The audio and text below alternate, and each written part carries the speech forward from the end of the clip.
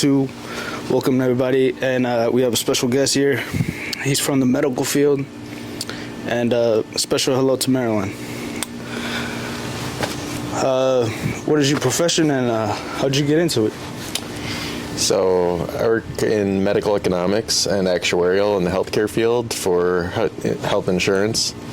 I never actually even knew really what it was going through college, and about halfway through, after trying to do mechanical engineering, realized that I would more like to do something involving finance.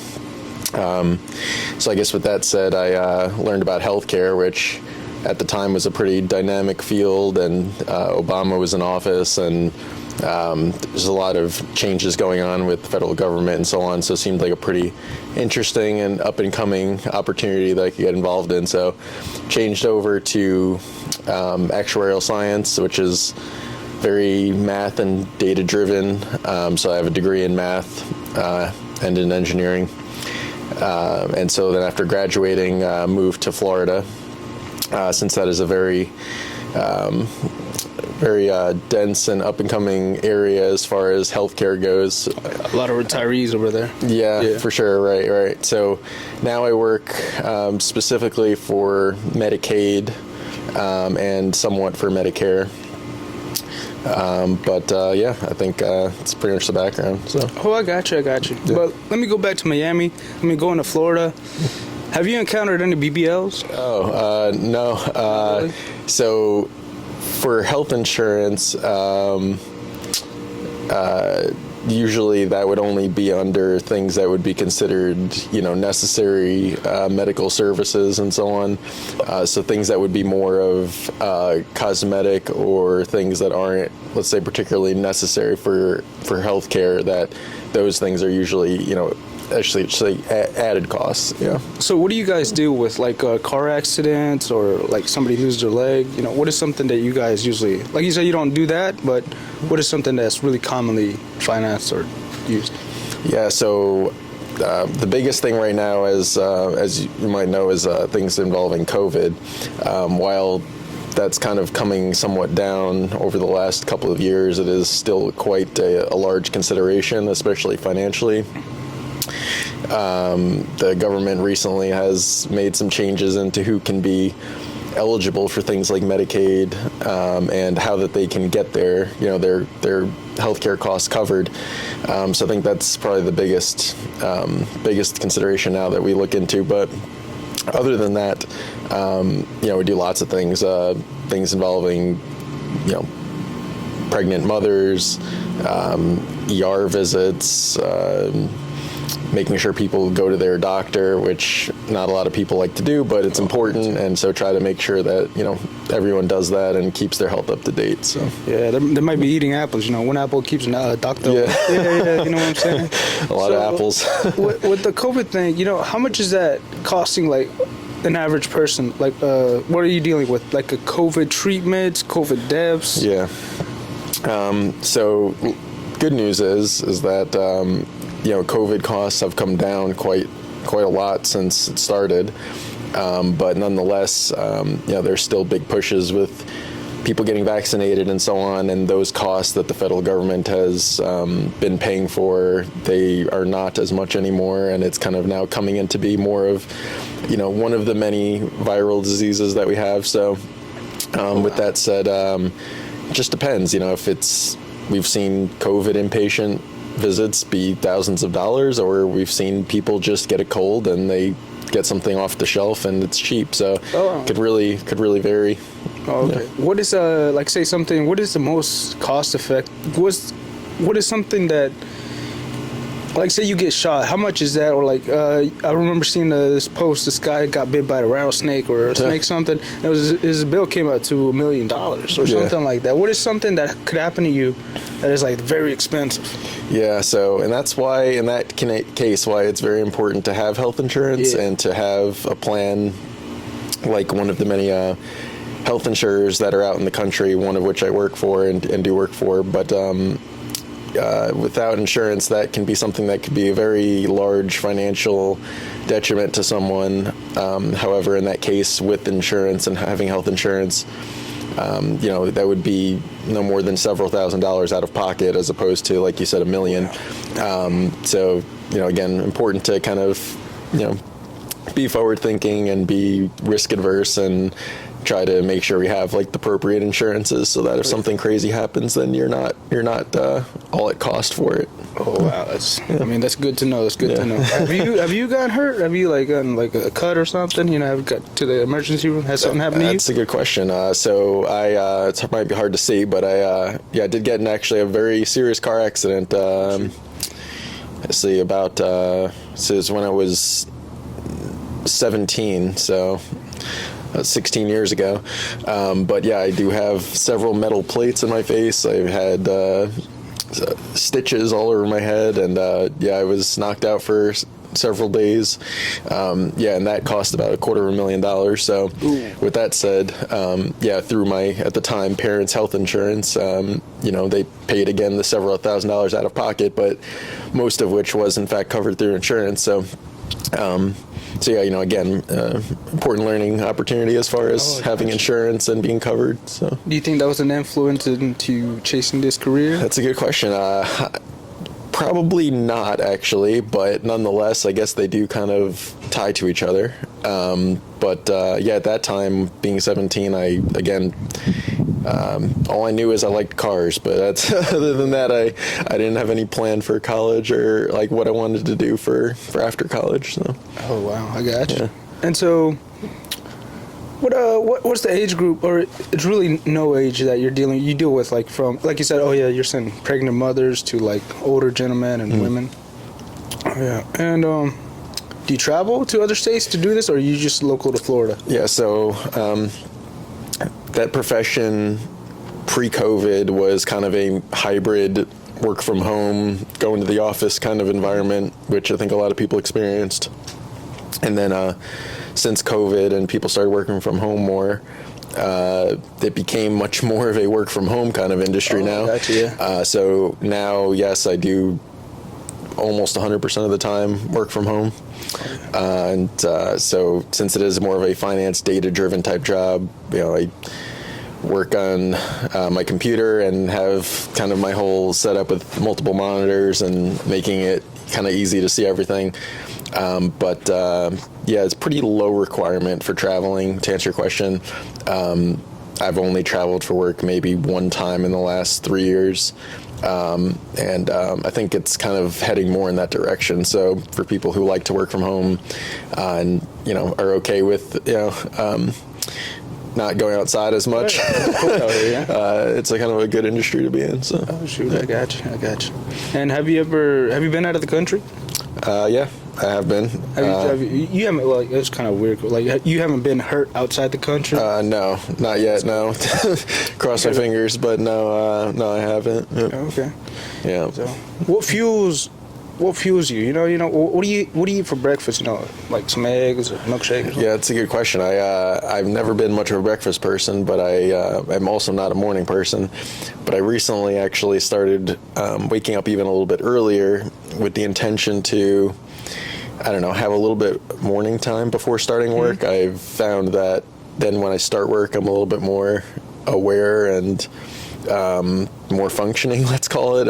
It's a little bit more of a pleasing feeling to have when starting work. So with that said, I now don't eat breakfast, but I do drink a cup of tea. And I feel like the tea kind of gets me going, gets me kind of more relaxed. And in addition to that, I try to do it outside.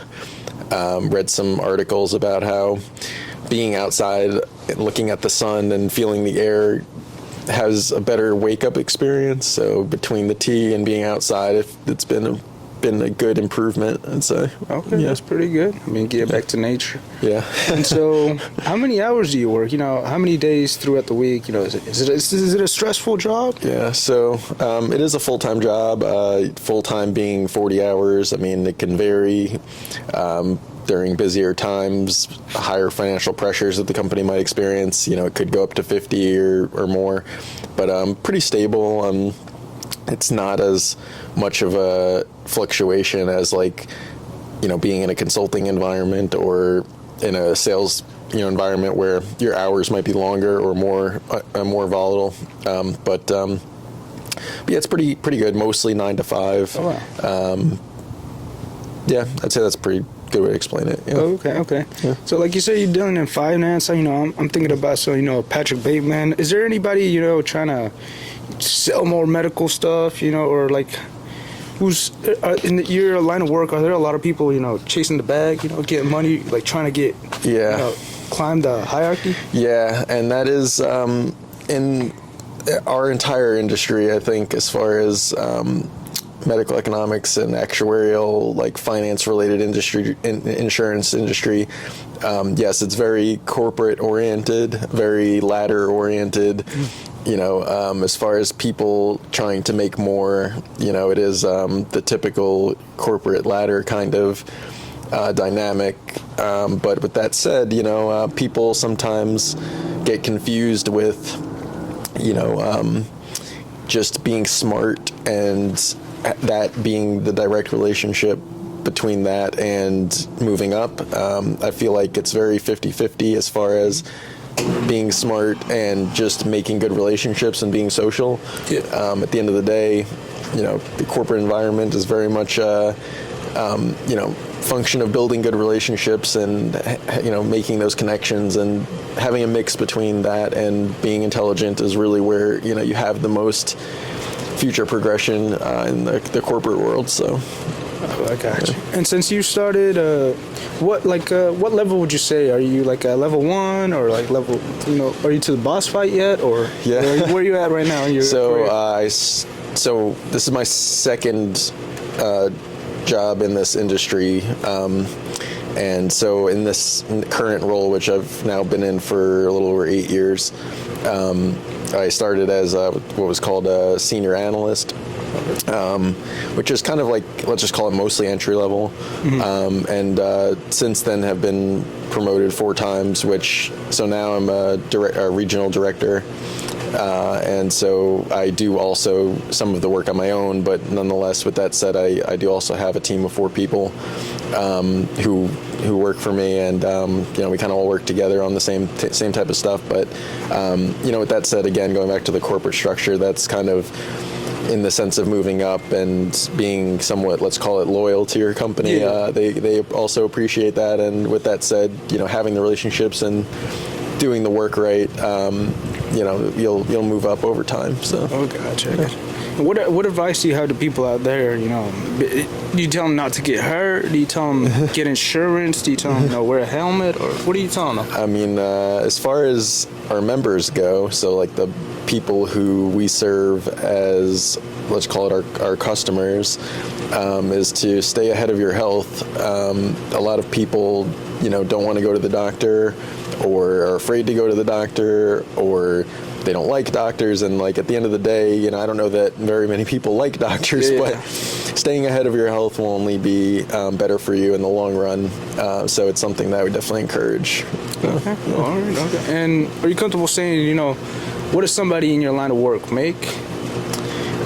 So in our industry, depending upon credentials and things, some test taking and so on, but from I would say in our industry for health insurance, at the entry-level analyst position is somewhere around $70,000, I would say, and depending what kind of company you're working for, again being corporate, that can range really anywhere between 70,000 and in the millions if you get up to that senior executive level, which of course takes a little bit of luck and skill at the same time, but can really be anywhere in the middle as far as that goes. Yeah. Okay. And the skills that you're learning there, what are some skills that you've learned there that you put out into the world? Of course you said being safe, and do you find yourself like looking at prices in the grocery store better, or like what are some skills that you got from the work that you put to work outside? Yeah, and so and my wife doesn't like this, even though I feel like she should, but being an analyst for so long, a financial analyst, makes me a financial analyst in my own personal life too. And so with that said, being more conscious about being forward-thinking, investing, like you said, going to the grocery store and figuring out the thing that's the most effective for your money. Definitely do all that. But I think more importantly than that a lot of people skip over is kind of saving for the future, like the far future, as far as like retirement goes, and to have some sort of level of financial freedom at some point in life. I think too many people kind of skip that and kind of think, the whole YOLO thing, right? YOLO will only take you so far for most people. So thinking, making sure that we're thinking about ourselves for the future more is something that it has taught me by being in the financial industry. But oh wow, that's pretty interesting. Dang. So what you say right now you're currently staying in Florida?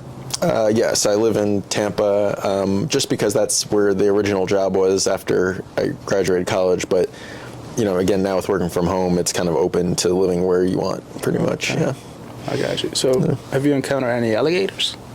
Yes. So it's funny you say about alligators. So when I was working in the office, we actually, in the back parking lot, which is really strange because it's like not near water, but we had kind of like a business or company pet alligator that lived in the parking lot in the back. Oh wow, he's pretty goes so he lived like in the back of the parking lot, like right where like the parking lot met the trees. But again, there's no water or lake or anything, so it's kind of odd. But nonetheless, whenever we'd go out in the back and walk around, we'd make sure to say hi. I don't know that we gave him a name, but nonetheless, he was well known in the building. Oh yeah. And one more thing about Florida, how are the drivers? I heard Florida has some difficult drivers over there. Yeah, well, so I'm originally from New York, so I can say confidently that New York drivers are much better than Floridian drivers. Wow. But I'll say too that it's kind of more of a function of tourism. I think that the tourists kind of add to the reduced average of the average driver in Florida. I got you. Not knowing where they're going and having too many people in the car, but and it's getting worse. Florida's population, especially Tampa, has grown quite some, and the roads can't hold it anymore. So I feel like it's only getting worse as far as that goes. I got you. So this is the last question. What do you have a case that you worked on that stuck with you, that it might have been something that you couldn't have done or that you wish you would have done better? A case that you worked on? Yeah, so I guess our work, or what I do mostly, is as far as medical claims data stuff goes. But I think the thing that I wish I would have maybe thought about more is kind of going back to what we talked about with thinking forward. We do a lot of data stuff where, in 6 months we could be asked to do the same thing, and then in 6 months we're asked to do the same thing again, and I'm kind of like, wow, I should have done this differently the first time, so that when I have to do it again and again and again, that it becomes easier each time and less time consuming. So I think, again, kind of going back to being forward thinking, and now in new projects that come up, I try to think that way. I try to think, all right, well, if I'm going to do this again, how can I do it now better the first time, so that the next time is less time consuming and less resources involved, and again, thinking about my team too, and how I can have them support what we do, thinking about every project being something that's not one time, I think. Okay. Yeah. Well, you heard it here first. If you get hurt, this man will take care of you. So, but wear your helmet, put your seatbelt on, wear a safety vest, and stay safe.